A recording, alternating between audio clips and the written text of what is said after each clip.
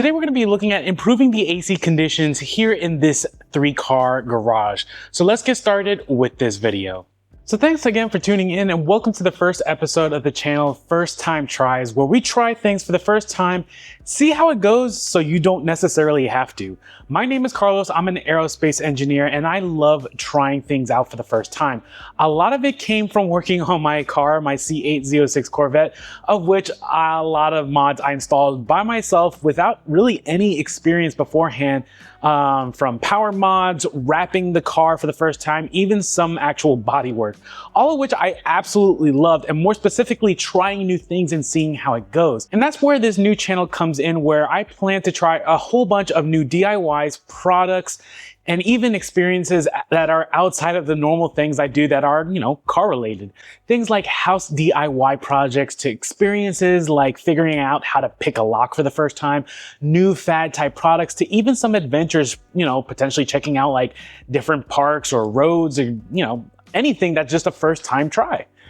So if that's something that interests you and you like to join me on this journey, I definitely invite you to subscribe to this new channel, like this video, share it with your friends and families so it can help grow the channel to what I think is going to be a fun ride in all of these different videos. But speaking of videos, let's get into what this first video is going to be all about, which deals with improving the AC I have in this 3-car garage. Now, a little bit of backstory, I was able to convert this 3-bay car garage to have AC installed all for about $1,000, which is pretty awesome.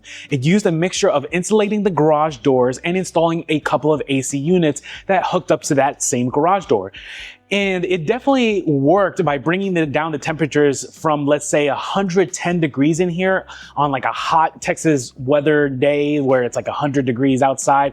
So it's like maybe 85 or 90 degrees during the peak heat of the day. So pretty good, but not really that efficient. And I knew that going into that, I was going to start with something that was just quick and easy to get started, but at a budget price that I could build upon that. So that's what we're going to be doing today, is improving the efficiency on how well it cools down in here and just stays cool in here. And that comes as part of dealing with the one of two main problems, and that is just better insulation. Now, this garage, other than the doors, is not insulated. I mean, the wall behind me isn't insulated, along with the wall in front of me that it's not insulated. And then the attic space is especially not insulated. And I mean, they just radiate heat, especially that attic. I took heat measurements even at 5:30 in the morning when things should have been, cooled down, and still saw temperatures over 90 degrees in most spots, even when the outside temperature was just only like in the high 70s.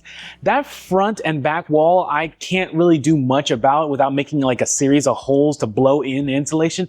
But the attic is a different story. I'm able to climb up there and place insulation to help reduce the heat radiating from that ceiling. And so that's what we're going to be doing, is essentially insulating that ceiling in this video. Now, while it's simple enough in theory, I've never done that before, but that is not going to stop me from, going and trying it out, not only to see how it goes, but how much more efficient I can make this whole entire area in regards to, cooling down. So I'm personally hoping for something like getting into low 80s, maybe high 70s degrees when it's outside and 100 degrees and like during this Texas summer weather. Again, this is part of the answer to getting down to my ideal temperature, which is like around 72, 73 degrees, but this is going to take a good chunk of that. Now, if you're wondering what insulation I'm going to be using, well, it's this giant palette of insulation that I have right over here. It comes from Owens Corning and has a high insulation or R rating of R30, which is pretty darn good.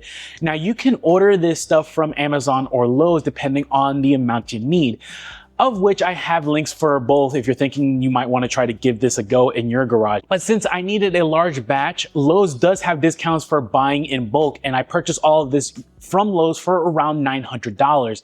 The ordering was super easy. They delivered it directly to me, so I would definitely recommend that route if you're like having a 3-bay garage or even a 2-bay garage that you need a lot of this insulation just brought to your house. They made it very, very easy to do. But for smaller jobs, or maybe even for just more convenience, you can also order the same stuff from Amazon. Again, I'll have links in the description so you can check it out.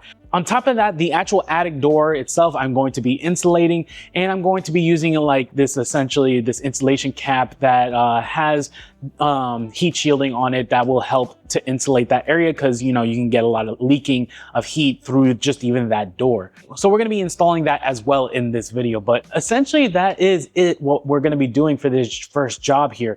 It's actually really early in the morning so that I can beat a lot of the heat, so because it's going to get to like 97 today. So let's get started with doing this process and see how it goes and see if we get any kind of major difference in cooling here.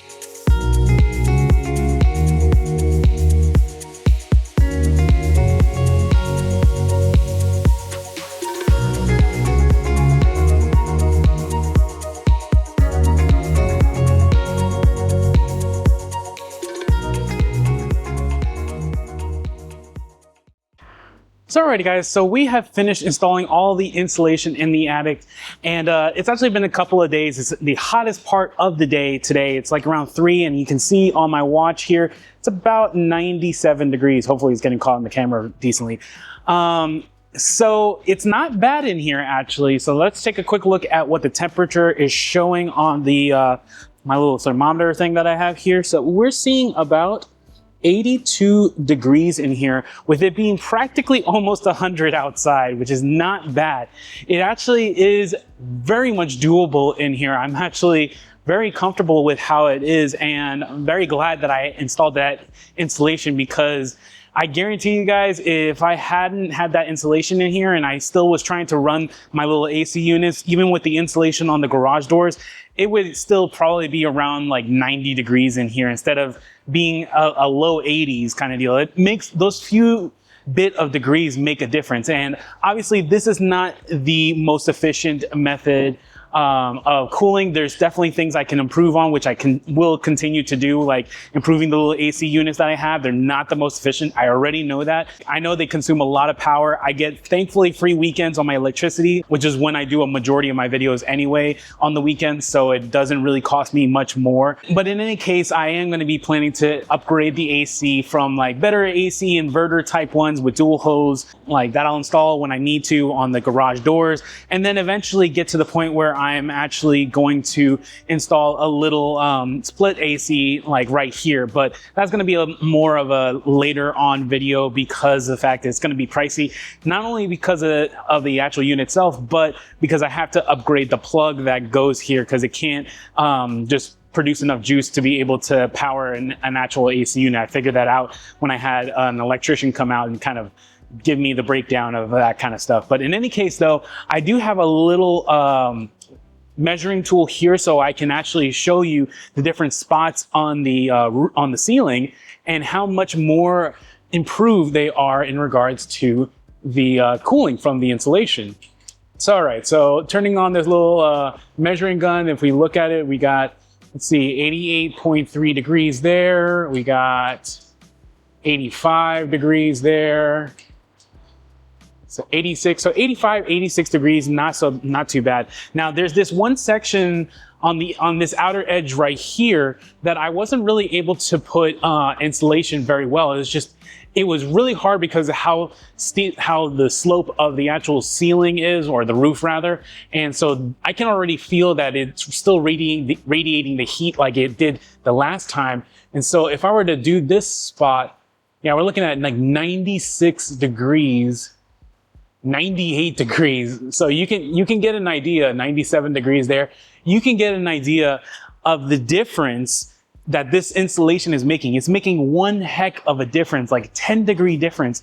And with my AC in here, it makes everything pretty freaking reasonable, honestly, guys. Now, as a first-time try of doing this installation, would I do this again? I would say yes, if you're only planning to ever do this once, but I caveat that you have to be actually, because it's such a tight space and everything, it actually took a lot of effort to just get into the different spots kind of deal, and just trying to do it on my own. Being a slightly bigger guy kind of deal, it makes it way more challenging.